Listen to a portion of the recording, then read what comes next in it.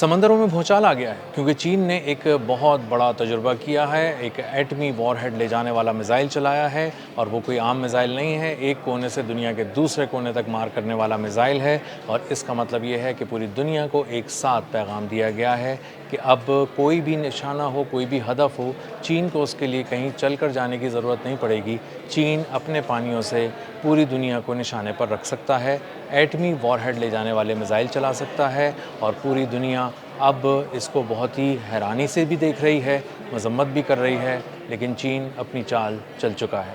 मेरा नाम अज़हर अली ख़ान है और आप देख रहे हैं आज की बात। 24 घंटे पहले चीन ने बताया ऑस्ट्रेलिया को, न्यूज़ीलैंड को और दीगर ममालिक को जो उस पूरे ख़ित्ते में थे, जो साउथ पैसिफिक में वाक़ थे, उनको बताया कि तुम्हारे पानियों में जो एक ख़ास किस्म का एक ज़ोन है जहाँ पे तजुर्बा किया जा सकता है, वहाँ पर चीन एक बहुत बड़ी मशक़ करने जा रहा है, एक तजुर्बा करने जा रहा है। और उसने अपनी न्यूक्लियर पावर्ड सबमरीन से, यानी एटमी आबदोज़ से, एक इंटर कॉन्टिनेंटल बैलिस्टिक मिसाइल, बैनुल बर्र आज़मी मिसाइल फ़ायर किया और उसमें वॉरहेड ले जाने वाला मवाद था। गो कि ये डमी मवाद था, लेकिन पूरी दुनिया को बता दिया गया कि ये तजुर्बा कामयाब रहा है। हम किसी भी बर्र आज़म को अपने निशाने पर रख सकते हैं और कहीं पर भी निशाना लगा सकते हैं। जब ये फ़ायर किया गया मिसाइल तो उसके बाद ऑस्ट्रेलिया, न्यूज़ीलैंड की जानिब से बहुत ज़्यादा मज़म्मती बयान आए। इसको जब 24 घंटे पहले उन्होंने ये फ़ायर करने से बता भी दिया था, तब उसके बाद से ऑस्ट्रेलिया, न्यूज़ीलैंड और दीगर ममालिक ये कोशिशें कर रहे थे और चाह रहे थे कि किसी तरह बीजिंग को इस बात पर राज़ी करें कि वो ये मिसाइल ना चलाए, इंटर कॉन्टिनेंटल बैलिस्टिक मिसाइल जो न्यूक्लियर वॉरहेड लेके जा रहा है, ऐसा कोई तजुर्बा ना करें, इस तरह की कोई चीज़ ना करें। लेकिन चीन ने किसी एक इल्तिजा पे कान नहीं धरे, कोई आवाज़ नहीं सुनी और अपना जो तजुर्बा करना था वो करके दिखाया। और इस तजुर्बे की टाइमिंग बहुत ही अहम है। इस तजुर्बे की अहमियत अपनी जगह अहम थी, लेकिन इसकी टाइमिंग अपनी जगह बहुत अहम है। ये एक ऐसे मौके पे किया गया है, उसके चंद घंटों बाद जब ऑस्ट्रेलिया और फिजी ने एक दिफाई मुआहदा किया है, एक डिफेंस पैक्ट किया है और कहा है कि एक दूसरे किसी एक मुल्क पर हमला दूसरे मुल्क पर हमला तसव्वुर किया जाएगा और मुख्तलिफ़ दिफा के शोबों में ताउन को बढ़ाया जाएगा, मैरीटाइम अफेयर्स के मामलात को बेहतर किया जाएगा और जो भी एक दूसरे की मदद हो सकती है वो की जाएगी। और चाइना चूँकि साउथ पैसिफिक के में वाक़ ममालिक पे बहुत ही गहरी नज़र रखता है, बराह रास्त ये डिफेंस एग्रीमेंट जो है फिजी और ऑस्ट्रेलिया का, ये उसको अफेक्ट नहीं कर रहा चाइना को, लेकिन इनडायरेक्टली बहुत अफेक्ट कर रहा है क्योंकि चाइना अपनी मौजूदगी साउथ पैसिफिक में भी बढ़ा रहा है, सिफारती तौर पे भी बढ़ा रहा है और बहुत सारे मुल्कों के साथ मुख्तलिफ मुआहदे कर रहा है, उनको मजबूत कर रहा है, वहाँ अपनी मौजूदगी बढ़ा रहा है माशी तौर पे, सिफारती तौर पे। और एक ऐसे मौके पे ऑस्ट्रेलिया और फिजी का एक दूसरे के करीब आके दिफाई मुआहदा करना एक बहुत बड़ा पैगाम समझा जा रहा था बीजिंग के लिए। तो चाइना ने सोचा कि बहुत सी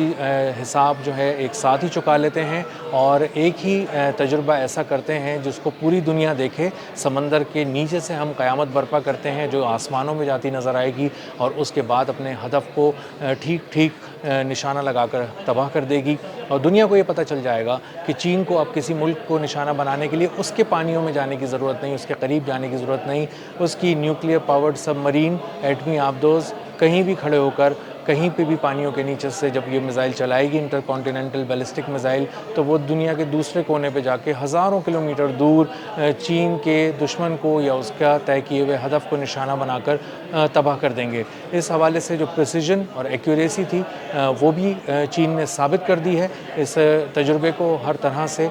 कामयाब करार दिया गया है और उसके बाद बीजिंग ने कहा है कि ये एक रूटीन का तजुर्बा था, लेकिन दरअसल जो लोग समझते हैं, गहरी नज़र रखते हैं, सिफारती तौर पे, अस्करी तौर पे, वो ये बात समझ चुके हैं कि ये कोई आम तजुर्बा नहीं था। चीन ने एक साथ बहुत बड़ा पैगाम पूरी दुनिया को दिया है, अमेरिका को दिया है, जापान को दिया है, ऑस्ट्रेलिया को दिया है, न्यूज़ीलैंड को दिया है, साउथ कोरिया को दिया है और बताया है कि हम कहीं भी हमला कर सकते हैं और कहीं भी हमारे मिसाइल अब पहुंच सकते हैं। इस इंटर कॉन्टिनेंटल बैलिस्टिक मिसाइल को फायर करने का जो तजुर्बा किया गया है, ये एक ऐसे मौके पे किया गया है जब नेटो समिट 7 और 8 तारीख को होने जा रही है अनकरा में, जिसमें डोनाल्ड ट्रंप आने वाले हैं। इसी के साथ साथ जो नेटो ममालिक हैं वो भी आएंगे, पूरा यूरोप اپنی معیشت اور عسکری برتری کو دنیا کے سامنے ثابت کرتا ہوا انقرہ پہنچے گا، وہاں پر بات کرے گا، اور پوری دنیا کی بات ہو رہی ہوگی۔ امریکہ ایران جنگ کے ساتھ ساتھ بنیادی طور پہ یہ روس اور یوکرین کی جنگ کی بات ہو رہی ہوگی،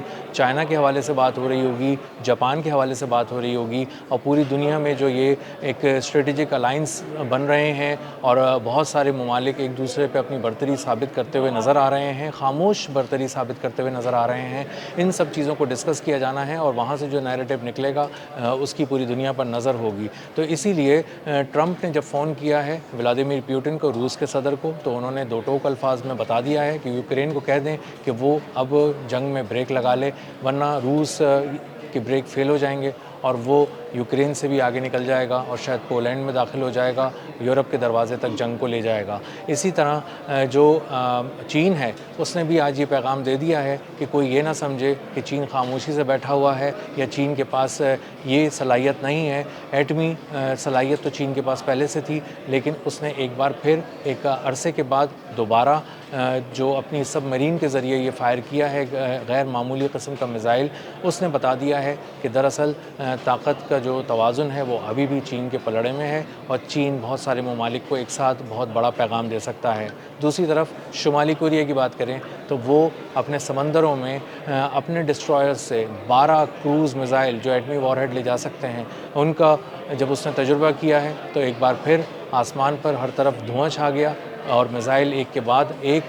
فضا میں بلند ہوتے دیکھے گئے، اور یہ تمام میزائل جب فضا میں بلند ہوتے دیکھے گئے تو جاپان اور ساؤتھ کوریا کی سانسیں تھم گئیں، اور ان کو دھڑکا لگا رہا کہ اصل میں جو کم جونگ ان ہیں وہ دراصل یہ سارا مظاہرہ انہی کو دکھا رہے ہیں۔ تو چین کا جو ایک انٹر کانٹیننٹل بیلسٹک میزائل کا تجربہ ہے، دراصل یہ جاپان اور ساؤتھ کوریا کے لیے بھی ایک بہت بڑا پیغام ہے۔ جاپان اس سے پریشان ہوا ہے اور وہ محسوس کر رہا ہے اس تکلیف کو، اور اس کو اندازہ ہو رہا ہے کہ یہ پیغامات کس کو دیے جا رہے ہیں۔ تو مجموعی طور پہ امریکہ کو روس اور چین نے نیٹو سمٹ سے پہلے ایک بہت بڑا پیغام دے دیا ہے، اور بہت واضح الفاظ میں، واشگاف الفاظ میں یہ بات بتا دی ہے کہ ہم سے ٹکرانے کی ضرورت نہیں ہے، ہم اپنی جگہ پہ مضبوط کھڑے ہیں۔ اگر براہ راست یا کسی اور طرف سے آنے کی، کسی اور کے کندھے پر رکھ کے کچھ چلانے کی کوشش کی گئی یا کسی اور کو مضبوط کر کے ہمیں کمزور ہونے کا پیغام دیا گیا، تو اس پیغام کو نہ بیجنگ قبول کرے گا نہ ماسکو قبول کرے گا، اور بہت ہی خوفناک قسم کا ایک جواب ملے گا، اور اپنی پسند کی جگہوں پہ اپنی پسند کی ٹائمنگ پر چین اور روس دونوں نشانہ بنائیں گے، اور دنیا کے دوسرے کونے کی طرف، یہاں ایک طرف چین اور روس ہے تو دوسری طرف شمالی کوریا ہے، اور یہ تمام معاملات امریکہ کے لیے ایک بہت بڑا چیلنج ہیں اور اس کے اتحادیوں کے لیے بہت بڑا چیلنج ہے، خاص طور پہ جو بنیادی طور پر ان تمام قوتوں سے لڑنا چاہ رہے ہیں، ان تمام قوتوں کے سامنے اپنے آپ کو مضبوط ہوتا دکھانا چاہ رہے ہیں۔ لیکن معاملہ یہ ہے کہ ایران اور امریکہ کی جنگ میں امریکہ بری طرح پھنسا ہوا ہے، فی الحال جنگ میں نہیں ہے لیکن مذاکرات میں ہے، اور یہ محاذ کبھی بھی دوبارہ گرم ہونے کا بہت زیادہ خدشہ ہے، امکانات موجود ہیں، اور اگر معاملات بالکل ٹھیک طرح سے نہیں چلائے گئے تو امریکہ یہاں پر انگیج ہو سکتا ہے۔ اگر امریکہ یہاں انگیج ہوا تو اس کا مطلب یہ ہے کہ وہ یوکرین میں بہت ہی جو آسانی سے اپنا اسلحہ سپلائی کرتا تھا اور زیلنسکی کی حکومت کو سپورٹ کر رہا تھا، اس طرح سے وہ شاید نہیں کر سکے گا، اور اسی کے ساتھ ساتھ جاپان کو بھی ایک پیغام مل رہا ہے کہ اس کو اب بہت ساری چیزوں کی طرف اب شفٹ ہونا ہے، بہت سارے معاملات کو دیکھنا ہے، اور دنیا اب ایک نئے انداز سے اس سارے معاملے کو دیکھنے جا رہی ہے۔ اب تک کے لیے اتنا ہی، ملتے ہیں اگلے ولاگ میں کسی نئی خبر، نئے تجزیے اور نئے زاویے کے ساتھ۔ اللہ حافظ۔